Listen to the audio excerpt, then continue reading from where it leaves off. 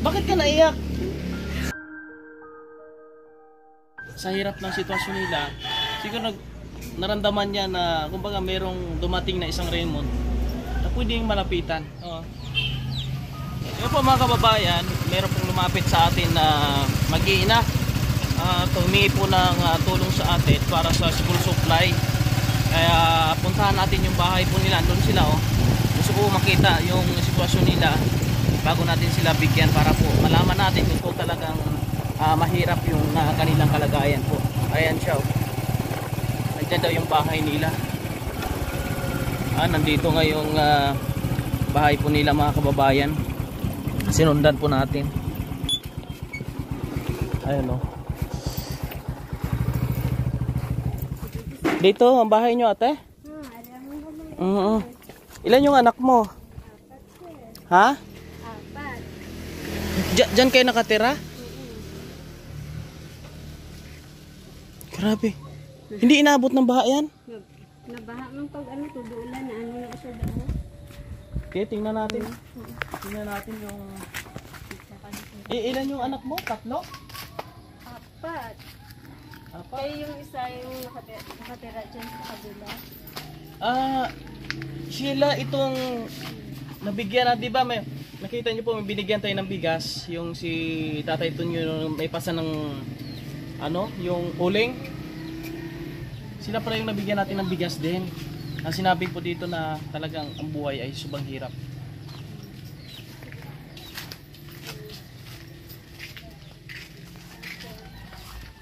Dito kayo. Kaninong lupa yun dito? Para mama ko. Wala na yung mama papa ko. Ayan, kaninong bayan? Ginawa yan nung wala pang bagyong Odette. Nung sinira yung bahay namin na up and down na dito, luma na. Nang ginawa ito. Tapos pag bagyong Odette, dito kami nakatira. Ay, ito. Dito kayo dati nakatira. Itong bahay-bahay nyo ngayon? Bago tayo na. Bago tayo. Anong trabaho ni Mister? Ano lang, sideline na siya. Sa? Sideline na siya. Ano siya, kasi ng kahoy. Bakit ka naiyak? Bakit ka naiyak? Ha? Saya lang ko, sir. Masaya ka na? Kasi nakarating ako dito. Naiyak ko siya. kita tayo. Huwag kang umiyak kasi hindi natin masisi kasi sa hirap ng sitwasyon nila, siguro naramdaman niya na kumbaga merong dumating na isang Raymond na pwedeng malapitan. Lumapit kasi sa atin doon na humingi po mga kabayan ng pang sa school. Yung gamit sa eskwelahan. Paano ba? Ilan ba yung anak mo na nag-aaral? Nung isa nag-aaral kasi yung panganay okay naman ang sitwasyon niya. Ilan ngayon ang bibilhan mo ng notebook? Isa pero yung 4 years old ko gusto ko makapag-aral pero hindi pa rin. Walang gamit? Walang pang pera, sapat ng pera na pang-aral sa kanya. Yun. Pero yung kita ba ng asawa mo, okay naman?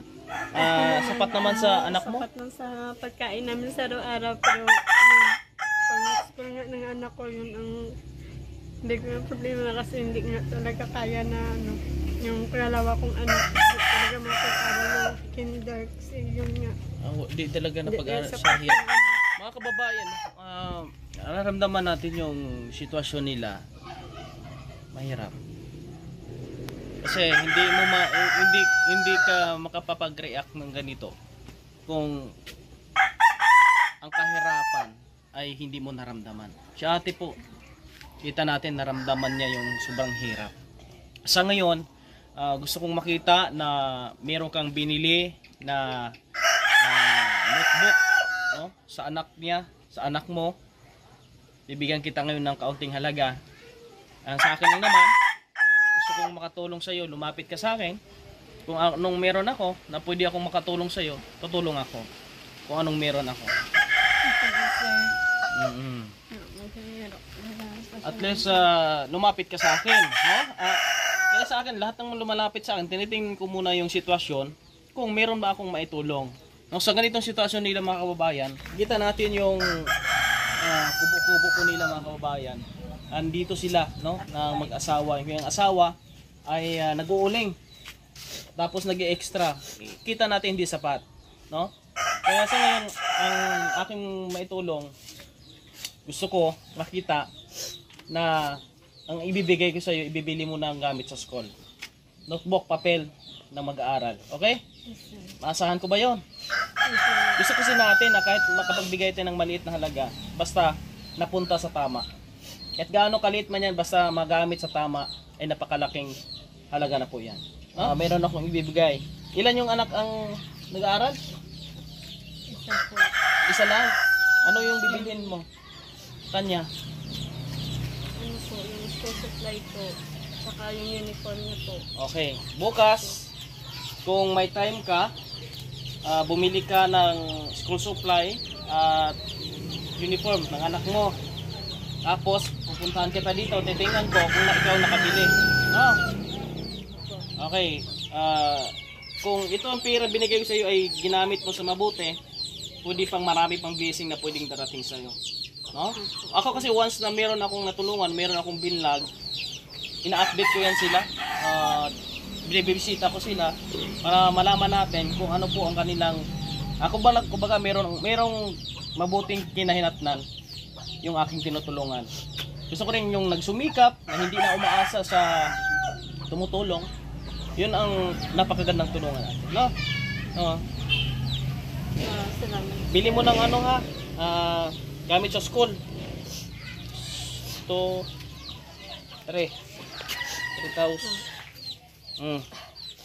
Ito, yung tira, bili mo ng pagkain, ha?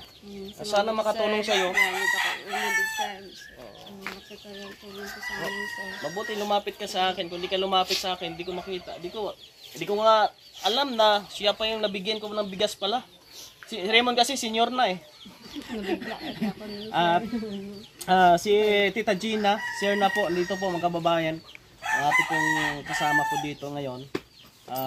Magkapitbahay lang po sila, no? Kilala niya po sa ate. Tinanong muna natin sa kanya kung ano po ang pagkakilala dito. Okay naman. Kaya tayo po nag-decide na puntahan sila para makita natin yung sitwasyon. Sige, bukas ha. Amoy pawis ako. Gamitin mo sa mabuti yan ha. Oo. Mga kabayan, no? Pwede natin sila matulungan. Pwede kita bigyan ng maiksi lang na time na pwede kang manawagan sa ating mga kaibigan. Kung ano bang pwedeng maitulong sa inyo. Pwede kang humiling ng tulong po sa kanila. Sino man yung mga nanonood sa akin, blessing sa mga kakinanglan sa mga kakinanglan sinikag. Emotional po, no? Si ate talaga. Marami talaga salamat kung sino man yung gustong tumulong sa akin. Ano yung iba pang tulong na mga needs bukod sa anak mo? Yung Pagkain. ano po namin, yung CR namin. Pag umulan CR? yan. Saan ang CR nyo? Ayan po. Tara, punta natin, te. Ayan. Tara, tingnan natin. Hala. Ito ang CR nyo? Opo.